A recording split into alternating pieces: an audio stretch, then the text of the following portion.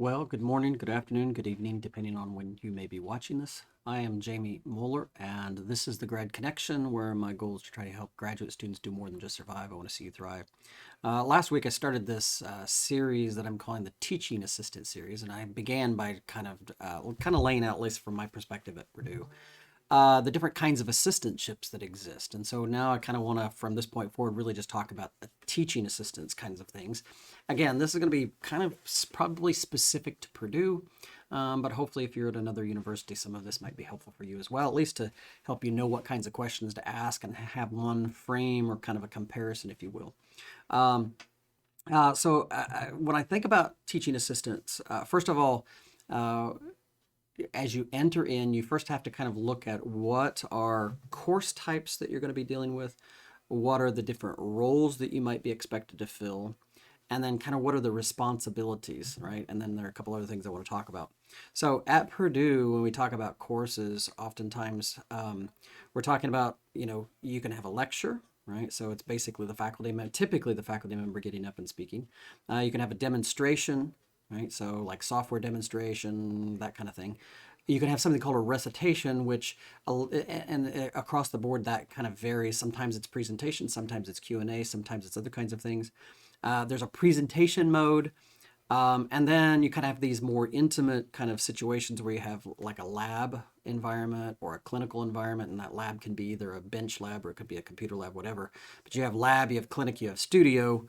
You could also have field work. So the key thing as a teaching assistant is first to get, if you're particularly when you are getting ready to start a course, maybe you're not familiar with it, is to kind of figure out, okay, first of all, what's that course look like? And I'll say at Purdue, typically our courses are 3 credit hours. Credit hours are basically the frame that we use, and there is a document that's put out by our registrar that kind of outlines the different teaching modes and the expectations for how much time is 1 credit hour. But at least in my experience as a faculty member, if you have a 3 credit hour course, which most are, you may have 3 1-hour lectures, like on a Monday, Wednesday, Friday, or you may have 2 what we call power hours, which is basically an hour and 15 minutes on a Tuesday, Thursday. And so typically we're talking about 3 credit hours, or you could have, and a lot of our grad courses are 3 hours back to back, which are grueling for both the faculty and the students, but nevertheless, that's what we do. So first is just getting the lay of the land of how that course is going to be comprised. Is it all lectures? Is it like a lecture, a demo, is maybe a lecture demo, maybe it's lecture recitation, maybe it's lecture demonstration recitation. It could be, 2 1-hour lectures plus maybe a 2-hour lab or a 3-hour lab. So first is just figuring out, okay, what's the configuration of this particular course? That's your first question. And kind of understanding the different, we call them schedule types. I don't know what they might be called elsewhere, but figuring out how that course is configured. So that's kind of like when I talk about course type, that's what I'm talking about, is how that course is configured as far as the amount of time that students spend in the classroom, as well as whoever's delivering the instruction. The second question would be, what role do you have? So as a lecturer, the lecturer gets up and talks maybe in front of 20 people, it may be in front of 500 people, it just depends. But typically you're working with defined content, right? Sometimes not, right? So sometimes you may be, if you're the TA for a course and you're doing the lecture, maybe you have to develop the lecture content.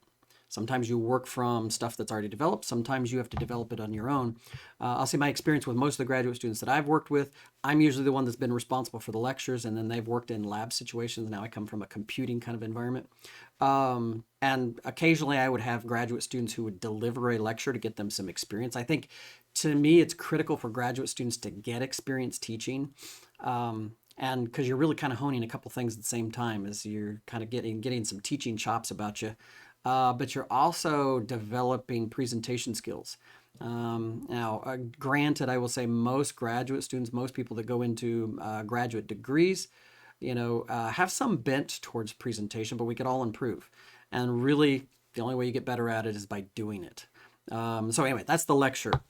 Yeah, a demo is usually kind of like hands-on demonstration kinds of things, usually to a group, to a large. It may just be in the same lecture hall or the same kind of environment as a traditional lecture. And again, another thing to find out is what's the scope of the course. In other words, how many people are in there? Is this a large lecture type of scenario? Are there multiple divisions or sections? And every university uses different terms, but finding out kind of that is another piece of it. So lecture usually delivers defined content. Demo is usually kind of hands-on kind of things, at least in the vein that I'm in. It might be software demonstrations and those kinds of things. A recitation environment can be a small group or it can be a large lecture hall, but oftentimes it's ancillary to the content that maybe the faculty member has developed. Oftentimes it's an add-on. It can be sometimes presentation, sometimes Q&A. It really depends upon the course content. So you really want to kind of, again, in all of these situations, at least my experience, the lecturing environment is kind of consistent. The demo environment kind of makes sense, but these other things like recitation, that depends upon the course. Obviously, lab and field work, usually they're longer sessions. They're usually more intimate. You get a wider range of, and it's basically more interaction, quite honestly. It's usually hands-on, it's usually individual. And then when you talk about, if we add on top of that kind of the mode that we've all had to work in because of COVID and talk about distance, that's a whole nother animal.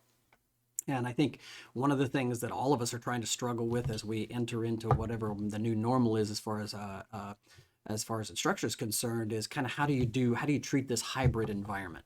I don't think we're any better post-COVID in delivering hybrid. And what I mean by hybrid is I'm standing in front of a classroom lecturing, but I also have people online that are trying to watch. I don't think we're any better at that hybrid or mixed mode environment now than we were. I think we're better in the pure distance mode because we've all kind of had to do that. But the question in my mind is, as we move into post-COVID, hopefully post-COVID, but post-COVID environment, instructional environment, how are we going to do this mixed mode environment? I think again, we're really good if we're all distance. We're really good if we're all face to face, but that's in between that's kind of messy. So that remains to be seen. I have no bright ideas about how that might happen, but I think it's a consistent struggle. Anyway, so TA roles. This is what I'm talking about. So we've talked about course types. We've talked about TA roles. So let's talk about responsibility. Sometimes, I mean, a graduate student could be responsible for just grading. It could be that you're delivering content that's already pre-developed, or it could be full bore. You're developing all of the content. You're basically given kind of objectives for a course, and I'll do a session on objectives or outcomes, depending on what language you want to use.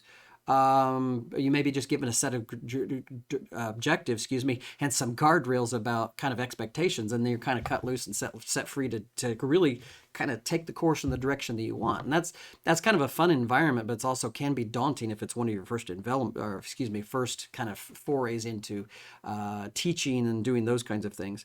If it's a Q&A kind of environment, that can also be somewhat challenging, and from the standpoint of you kind of have to respond to questions that are asked of you. The biggest challenge there is nobody's an expert in everything. And oftentimes you're trying to establish authority, you're trying to establish credibility, you're trying to establish those things. And then oftentimes there's a fear of, well, what if I can't answer something? And I guess my opinion is simply, don't try to BS your way through it. Just simply say, that's a question I'm going to have to do some digging on because I don't know the answer to it. You can also query the room and try to garner information from the room as well, which is also a good approach anyway. So these kind of strategies and ways to deal with these different things are things, this teaching assistant series that I'm doing, really kind of things that I want to try to highlight or to try to provide some help. Oftentimes, graduate students are seen as an extension of the faculty. Right. And so, again, one of the really hard things, particularly if you got your undergraduate degree and then you move into a graduate position in your department, is you have to recognize that there's some professional distancing that has to take place. And you're always kind of, you want to let graduate students know that you care and you want to connect with them and all those things, but you also have to have some professional distance so that you're not seen as a friend or a pal, because you're not really either of those. You're an instructor and an extension of the faculty. And hopefully the knowledge that you have extends what the faculty knows as well. I know in my own field of computer graphics, a lot of times the faculty will communicate and talk about theory and those kinds of things. And then as far as software tools and those kinds of things, graduate students kind of might be more sharp on the tools themselves as opposed to the theory. It just depends. So all of these things are things that you want to kind of get a lay of the land of, particularly when you start a new, if you're a new graduate student in a department. Now, if you've got some mileage under your belt in a particular department, kind of have a sense for courses and what's the content and all those, that's great. But really, this is kind of, I'm kind of taking a, beginning approach to this. Like if you're starting as a graduate student in a new department, you really are, just starting out as a master's student or even a PhD student. So we've talked about, sorry, I'm following my notes, but that's kind of what I do, right? So we talked about course types, we talked about TA roles, we talked about responsibilities. Then lastly, two other things I want to talk about is who's your boss, number one, and number two, the time required. So one of the challenges you have as a graduate teaching assistant is basically, a lot of times your direct boss is the faculty member. Oftentimes they guide and direct, and they're pretty much the one you interact with. And so you want to try to do your best. And if you're studying in a new department and you're going to be a teaching assistant, that week before classes, at least here at Purdue, the week before classes, you want to engage with that faculty member, and you want to kind of really, and often, sometimes the faculty member won't schedule those meetings. They'll just wait for you to come to them. There's all different kinds of approaches. So I would take the bull by the horns and actually, be proactive and set a meeting with your faculty member. And particularly if you're new, that very first semester, I would set some consistent meetings with that faculty member. That's just kind of my advice. Sometimes they won't. I mean, I think faculty assume graduate students are adults, right? You're out of that undergraduate mode. And it probably goes hand in hand with kind of the expectations for graduate students in classrooms. A lot of what you're going to get out of your graduate studies is what you put into it. It's not going to be like undergraduate land where people are feeding you information. You have to really draw upon that. And sometimes you have to ask, and you have to go after it rather than waiting for it to come to you. And I think that's one of the biggest shifts that happens as you move from an undergraduate to a graduate. At least, that was one of the biggest shifts I noticed and continue to notice. And the most successful graduate students are the ones that really kind of grab a hold of that and, are kind of because honestly, faculty operate, I think kind of the unspoken rule with faculty, academic faculty at a big institution like Purdue, I think it is, how much can you do with how little intervention? That's not to say that you can't go get mentoring or go get questions answered or ask questions, but it's oftentimes a situation where people are not going to meddle or try to dictate to you what you need to do and when you need to do it. And there's a lot of benefit to that because there's a lot of freedom in it, but there's also can be a lot of problem if you don't engage, if you don't go after it, right? And so anyway, so who's your boss? Sometimes a department head will have some significant influence, but it's mostly the faculty. And then let's talk about time required. So usually when we talk about teaching assistantships, we talk about it in terms of 0.5. Usually it's a half-time assistantship, particularly if you're a teaching assistant. Half-time, the assumption is going to be about 20 hours a week on average. The key is to know that particularly when you're teaching, it's not going to be distributed equally. There are going to be times where you may be working 30 hours a week. On average, it's going to be 20, but at the beginning, it may only be 5 or 10 hours a week versus in the middle, like at midterm time or at final time, it may be a heavier lift. You just have to realize that it's unequally distributed in that way. Coming in and expecting like you're going to punch time clock and it's only going to be, you got 20 hours a week and that's all you're going to do, that's kind of an unrealistic expectation. Not just kind of, it really is an unrealistic expectation because it ebbs and flows with the cycle of the content in the class. And so and it usually, I'll be honest, it takes a couple semesters to get the sense of that ebb and flow about when the high demand times. And the problem as a graduate student is the high demand times for your undergraduates are the same time that there's a high demand for you in your classes that you're working on in your graduate studies. So it can be really challenging. And I think that's one of the reasons why it's so stressful to be a graduate student. But anyway, time required, we usually talk about half-time, and it should be on average 20 hours. Now, if it ends up being more than 20 hours on average, then that's a conversation you need to have with your department head and potentially with HR. We oftentimes talk about it in terms of FTE or CUL, and I forget what those acronyms mean, but essentially it's a measure of time. So 0.5 FTE or 0.5 CUL, and it's a business office term, and I'm just blanking on it. The key is trying to do this whole balance thing. That's probably one of the hard. I mean, to me, that's one challenge is just getting your teaching chops about you and understanding what the expectations are for you. Second would be kind of balancing all of this, because you have life, you have your teaching responsibility as far as employment, you have your academic requirements as well, trying to get your degree and all those kinds of things. So that's time.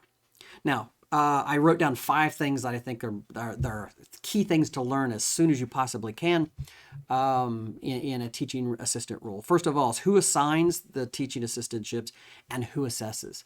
The assessment is usually, my experience has been both as a person who came up through the graduate teaching assistant ranks, as well as someone who's been at Purdue forever, or at least for a while. 25 years, I guess, is not forever, but you get my point. You get my drift, I think.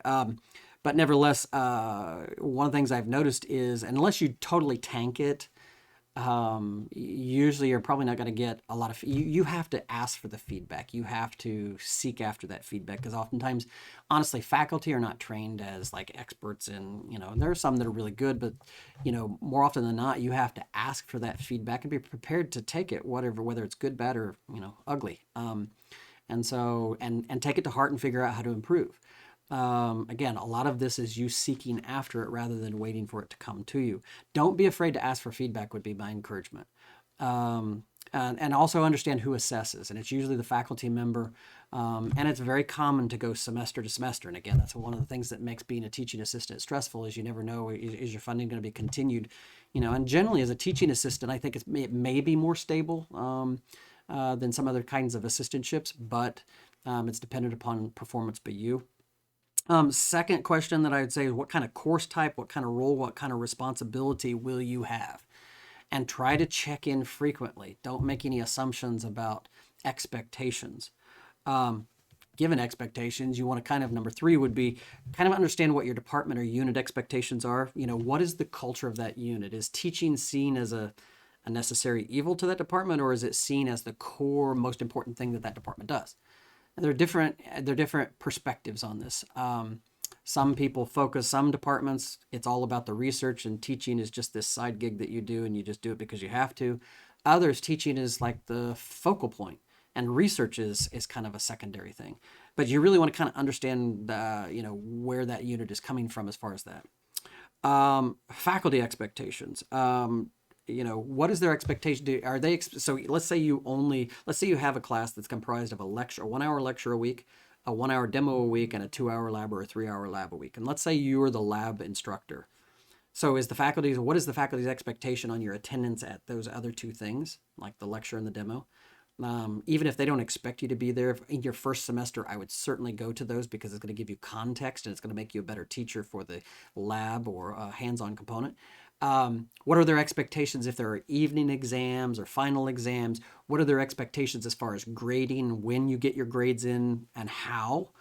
What are their expectations in these ways? And these are things you want to talk about. What's the expectation for turnaround time? How quickly are they expecting you to turn around the grading that might be associated with what you're doing?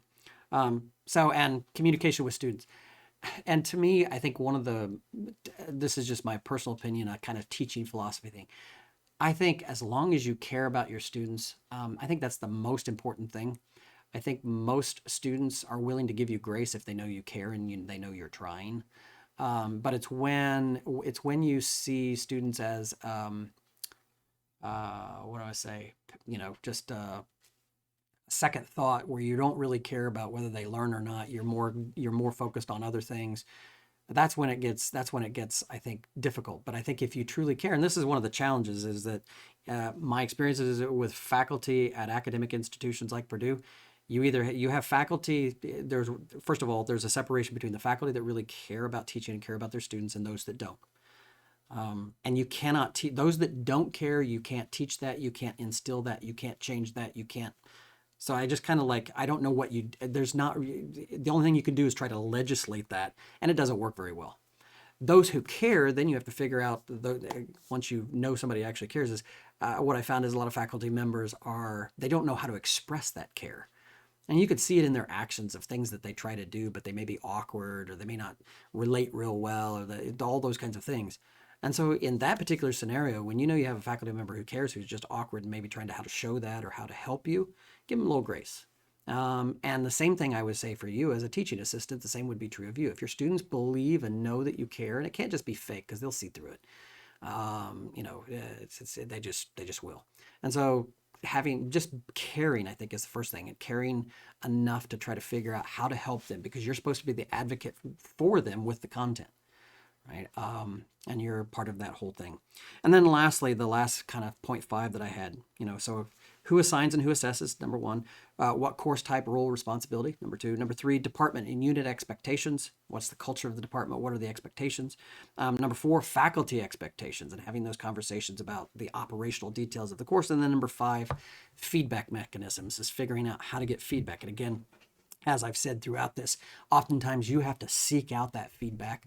And sometimes faculty, honestly, they don't have the mechanisms of how to communicate the feedback. Sometimes it's blunt. Sometimes it may hurt. Sometimes you may get mad about the feedback.